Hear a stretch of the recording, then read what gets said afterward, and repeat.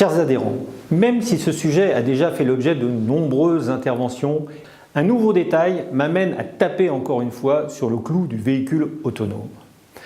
Un constructeur envoie en ce moment dans ses concessions des modèles avec une touche conduite semi-autonome. Ceci signifie que vous pouvez déléguer la conduite de votre véhicule et le mettre en pilotage automatique avec une nécessité imposée par la réglementation de Vienne, poser ses mains sur le volant toutes les 15 secondes.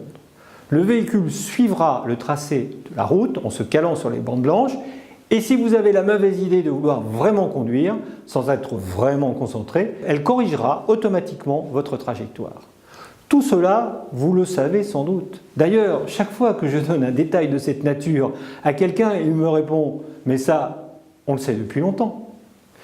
Je trouve décidément, lorsque tous les éléments ou toutes les choses que l'on connaît depuis longtemps commencent à se mettre en mouvement pour se mettre ensemble, alors on ne va pas tarder à voir l'image du puzzle.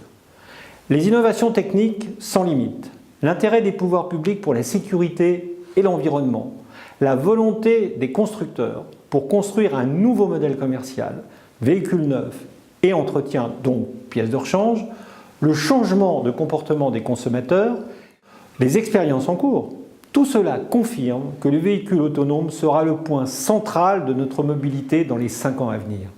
Automechanica à Francfort en septembre, le Mondial de l'automobile en octobre à Paris et enfin le Salon de Genève en mars 2017 nous donneront sans aucun doute l'ampleur et la vitesse à laquelle le phénomène va se mettre en place. J'invite donc tous nos adhérents et tous nos partenaires à participer à la rédaction d'un grand livre blanc portant sur les enjeux des véhicules connectés et autonomes pour la distribution et la réparation indépendante. On ne peut plus se contenter d'être spectateur du phénomène, il faut qu'on y prenne toute notre part. Et il y a urgence.